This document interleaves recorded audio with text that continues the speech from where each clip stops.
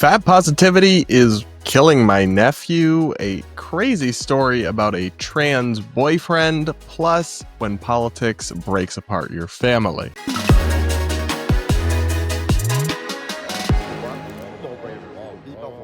All this and so much more is coming up in this Voicemail Friday episode of the Bread vs. Everyone podcast, our daily show where we take on the craziest ideas from across the internet, our media, and our politics, all from an independent perspective. On Fridays, I take voicemails from you guys with your woke horror stories, your personal life scenarios where you want my advice, and any questions you guys have for me. Remember, the link to send one of those in is always in the description. Now, guys, we're going to start with a genuinely sad one because the fat positivity cult has claimed another victim, and this time it's a child, which I think makes it all the more worse and all the more horrible. Let's take a listen to a voicemail that was sent in from one of our loyal viewers. Hi, Brad. I only have a minute and a half, so I'm going to talk fast. Okay, so I have an older sister. She has 5 kids. My sister is very, very liberal. She's very, very, very, very far left. She has a 7-year-old son. And he is morbidly obese. He's like the normal height of a 7-year-old, but he is probably about 170 to 180 pounds. I am a 5'10" Oh my gosh. female, and I weigh 180 pounds, if that kind of puts it in perspective for you. He can't walk upstairs without having to brace his knees, and it's just a really bad situation, and he just keeps getting bigger and bigger and bigger, and my sister's not doing anything about it. She's really into the fat liberation, body positivity movement, and she's killing her son. She's killing my nephew, and I don't know what to do about it. She is very sensitive about things. She acts like it's not a problem, and I am genuinely concerned for the health of my nephew. How would you approach this situation if this were you? Like I said, my sister's very, very far left, very into fat liberation, and she's very petty as well.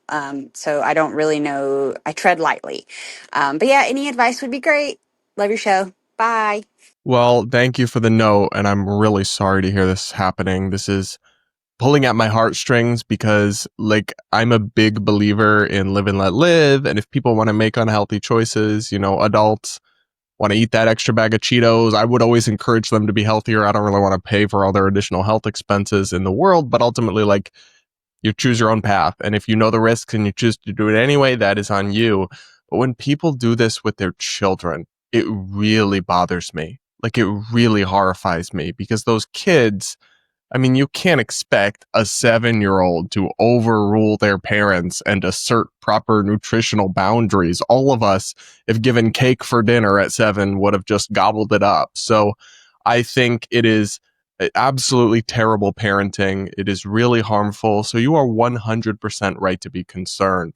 Now, how you approach it, I think depends a lot on the dynamic with your sister. If this was my sister, I would call her up and say, like, WTF are you doing? I would just tell her 100% what you just said to me.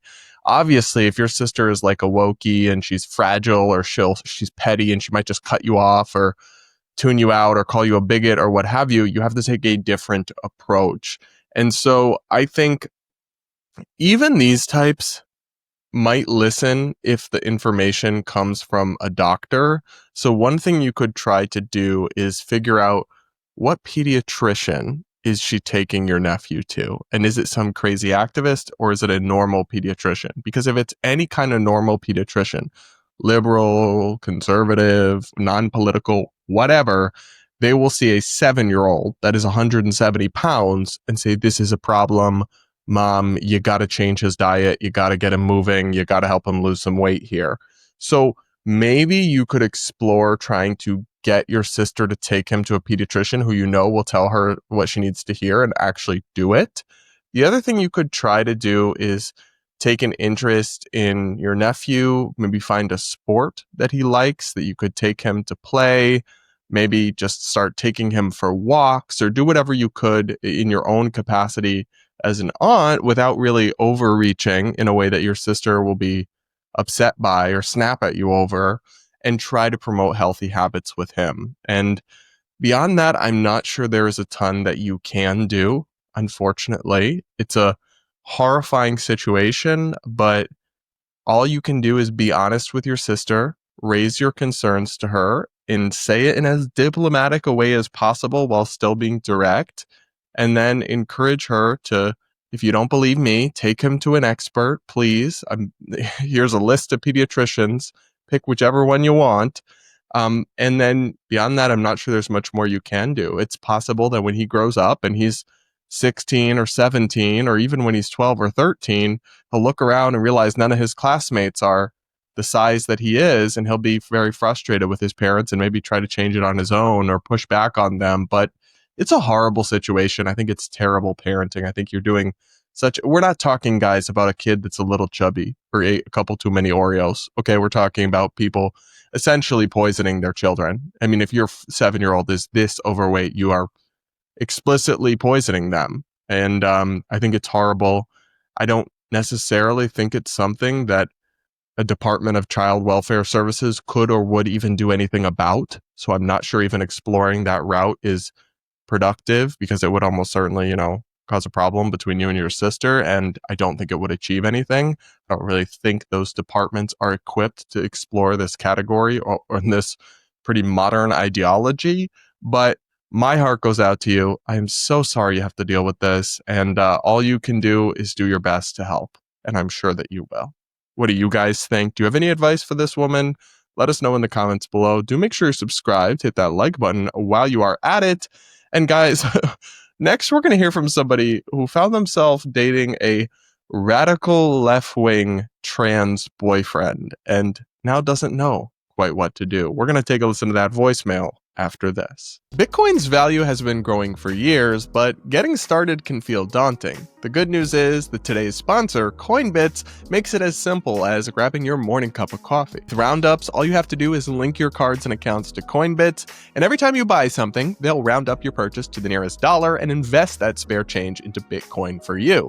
It's that easy. No complicated setup, just set it and let it grow. It only takes 3 minutes to sign up, and you can watch your Bitcoin investments grow without a noticeable impact to your budget. Plus, your Bitcoin is truly yours and can be withdrawn to your wallet at any time. And Coinbits is proudly family owned, based right here in America, and offers top-tier customer support. So if you're ready to start stacking Bitcoin effortlessly, go to coinbits.app/Brad and get started today. That's the link on screen or linked in the description. Just a quick disclaimer, this is not financial advice, and always remember to do your own research. And now let's get back to the show. Okay, guys, so more dating drama.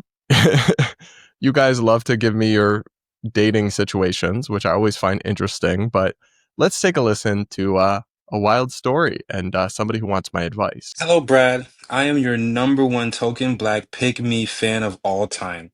Let's I love go. your content and I need your advice. I consider myself to be a staunch conservative Republican, but also open-minded. In the heat of the moment, I may have gotten into a relationship with a far left, forever victim trans man. How would you Oh, suggest that I could end this relationship before it gets too far away from me? Thank you for your time. my dude, I have questions. How did this happen? How does one just casually enter and find yourself in a relationship with a leftist transgender man? That doesn't seem to me like something you just stumble into. So I have some more questions for you, but we don't have that context from your voicemail. I mean, I'm kind of amazed this person even wants to date you.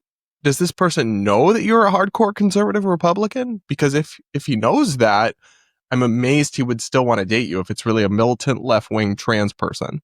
So if they aren't fully aware, I mean, the easiest approach to ending this relationship would just be to tell them, be like, yeah, by the way, I love Trump. I'm a big MAGA guy.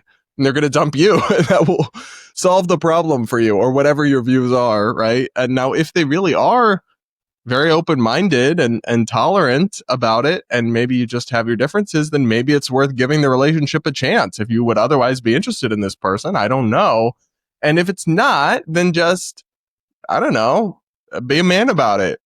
Dump him. talk to him in person. Don't be a little bitch. Do not do it over text. Do not do it over the phone. See him in person and say, I just don't think we are well suited and well aligned in our values long term. You seem like a great person. I wish you had nothing but the best, but we should stop this here before we get more attached. It's not easy, but it's also not that hard, if you know what I mean. Like, you know what you need to do. It's just hard to bring yourself to actually do it. But I believe in you. And again, it sounds like you have a couple options to take even before you have to do that. And if you still have to, well, that's just life, man. You got to do things that aren't easy sometimes. And if you don't see a future for yourself in this relationship, it's not fair or kind to waste this person's time. That's my take. But what do you guys think? Let me know in the comments. Okay, up next, we're going to hear from somebody who got excommunicated from the LGBTQ friend group for a pretty dumb reason. Let's listen. Hi, Brad. So I won't share my name due to privacy reasons, but when I was a junior in high school, I was friends with a large group of like LGBTQ plus community people. It was mainly like lesbians or bisexuals. And they were the type of friends who would try to convince me that I was into girls. And I always felt like a bunch of self-hate after I would do anything. And then finally my teenage brain put two and two together. And so I ended up having to basically come out to my friend group about being straight, which was very interesting. But shortly after that, maybe like less than a week, I was in class and I heard one of the girls that was a common friend screaming about when a fetus's heart forms. And so I go over to her and I correct her on it, and she gets mad at me, and I was like, you know what, Google it if you don't believe me. You know, it's not a big deal, not my problem.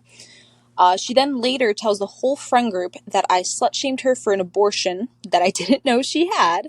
Oh? And the entire friend group took that opportunity to stop being my friend. After she admitted on text that she lied about me slut-shaming her, I confronted the friend group and they said, you know, I feel like we just grew separate.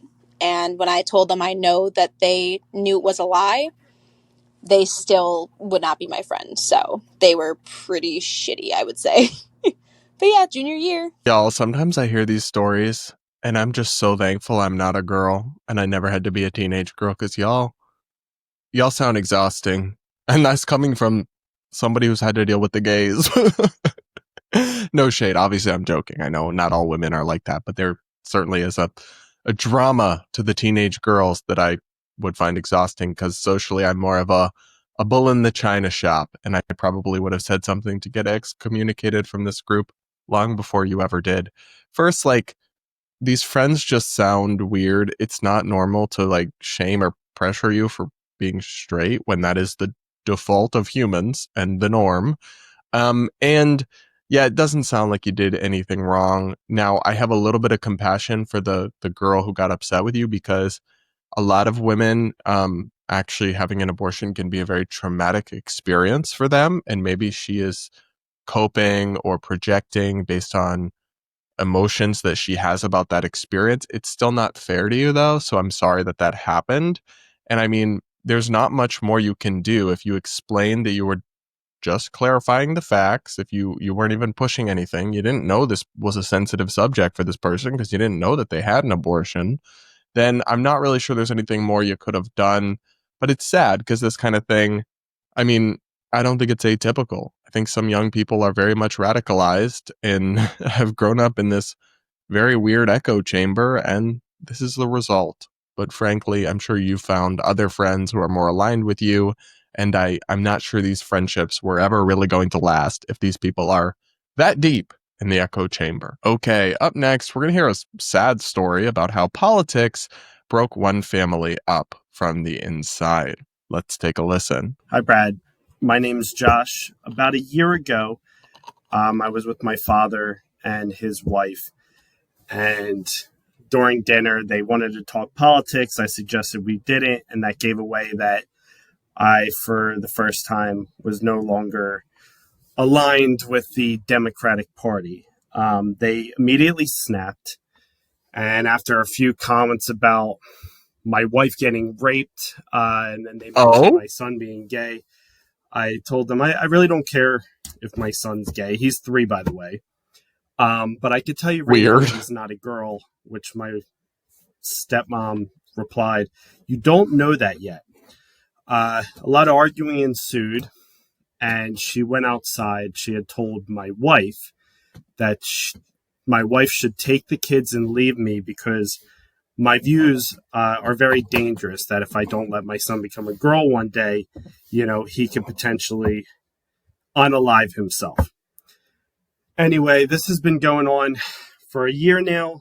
I want to have a relationship with my father, but I just don't even know how to come to the table when they keep telling me that comment that was made was to protect my children from me. Anyway, now I guess I'm a Republican. I didn't want to be, but this is where I ended up. Thanks. That last comment that you made is really interesting to me because I actually think a lot of people found themselves gravitating towards the right in American politics just because the left pushed them out over one disagreement or one position, which is not very smart tactics from the progressive side of the political realm, right? If you're supposed to be building coalitions, not pushing people out of your tent, kind of crazy. But look, obviously when I hear these kinds of stories, I only get one side of the story. So maybe there's some I've struggled to even imagine what could possibly justify these comments or these remarks from your stepmother. But maybe there's something I'm missing here. But based on the information you've presented with me, you've done nothing wrong. This woman is deranged, and it's not okay to try to get your daughter-in-law to divorce your stepson and leave him just because of a hypothetical concern. It wouldn't even be okay if you actually had a trans kid and you guys were arguing over what the best thing to do is for their health and their safety. But this is a hypothetical that 99% chance isn't even going to happen.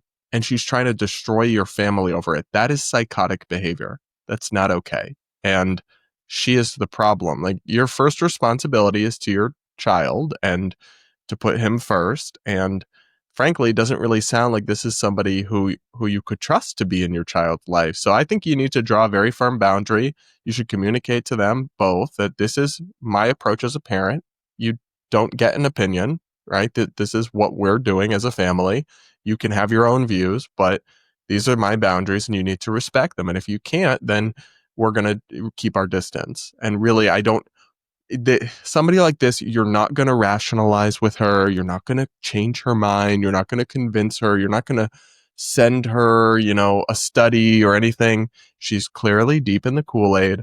All you can do is establish a boundary. And if they violate it, keep your distance. That's really all you can do. But I'm really sorry this happened to you. That's just not okay. And I really, as somebody who major parts of my family are fractured and broken, and I wish I had relationships, it always really bothers me when people discard family members for totally indefensible reasons and just bizarre problems they have invented or created of their own volition. And that really sounds like what your stepmother has done. It's just horrible. And also, a word for your father. He needs to man up here and not just let his wife destroy his family with her insanity. If he's not fully on board with it, hopefully he needs to set her straight, right? It's not okay to try to get my son's wife to divorce him because you disagree with a hypothetical parenting approach that he might have in a rare statistical scenario that hasn't happened yet.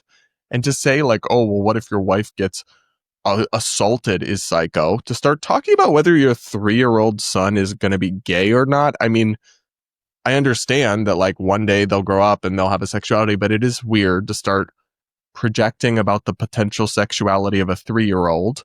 And it's also strange because what about anything you said even suggests that you would be homophobic? I didn't pick up on anything about that. Just not being a Democrat doesn't mean you're homophobic. Doesn't mean you would mistreat your son if at 17 he did come out as gay or whatever, which again, why are we even, that's very unlikely. I don't know. This whole story is insane. I'm really sorry you had to go through this, and hopefully you can set some firm boundaries and your parents will respect them. But again, really sorry. And it sounds like you're a good parent and you'll make the right decision. Okay, guys, now we're going to hear some drama about a lesbian breakup. You know, I love my life is very stable, and I don't want to say boring because I love my life, but it's like not a lot of drama these days, my personal life. And so I love hearing the tea from you guys to keep up, to live vicariously through y'all, because actual drama in my life would be exhausting. But a little bit of tea, a little bit of drama that I can hear about from you guys is, I'll take it. I think that's fun, actually. So let's listen to a voicemail about a lesbian breakup. Hey Brad, Rory here. I'm a 34-year-old living in Saskatoon, Saskatchewan, Canada. I'm a Oh big no. fan of your show and watch it daily. Anyway, I recently had a woke horror story that I felt like sharing. I was at a dinner party full of other LGBTQ folks, and trans issues were brought up. I normally wouldn't have said anything, but I was drunk. I said that I don't think kids should get puberty blockers, and that it's dangerous for trans women to compete in women's sports. After I said that, I was asked to leave. The next day, my girlfriend of 5 years broke up with me for being what she believes is a fascist. Additionally, people who I've been friends with for 15 years or longer started a social media campaign against me by posting a picture of my face, including my name, and calling me a TERF, which is insane because I have tons of trans friends and have no issues with adults doing what they need to do to feel good in their body. Anyway, I love your show and I watch it daily. I especially love Normal Gays React. Thank you for listening to my question, and I hope you have a great day. Well, thank you so much for sending in this voicemail, because it was a trip, a ride, a roller coaster of a story. I'm so sorry you had to go through this. This is so crazy to me. What do you mean, fascist, for saying something 90% of the world agrees with, right? That that children shouldn't be given puberty blockers, which, by the way, they're, at least in the US, that's not even an FDA approved treatment, right? That's an experimental treatment that's prescribed off label. So wow. And then thinking it's not safe for trans women to compete in women's sports. Okay, so that's again just a common sense opinion rooted in biology, shared by most of the opinion. If that makes you a fascist, then I guess I'm a fascist. I guess we're all fascists. We can rename the show Brad and the Fascists. Like, do these people not realize they are watering down that word? And also, to say that you're like a TERF or you're transphobic just because you hold those common sense positions is again watering down those accusations. Because I mean, like you, I have absolutely no issue with trans adults living their best life. I've always been happy to accommodate them within reason and respect them. But if not wanting to sterilize children or not wanting males in women's sports makes you transphobic, then I guess I'm transphobic. And actually, that, of course, because I'm not, because I have no hate in my heart, that waters down that term. And just then, if everything and everyone is transphobic, then no one is. Then you're not really able to actually highlight bigotry or call out or spotlight things that are hateful, when disagreement and sticking to common sense is now fascism. Like, this is beyond parody. I mean, frankly, these friends sound crazy, but what is this person that you were dating, this woman who, after 5 years, dumped you over this?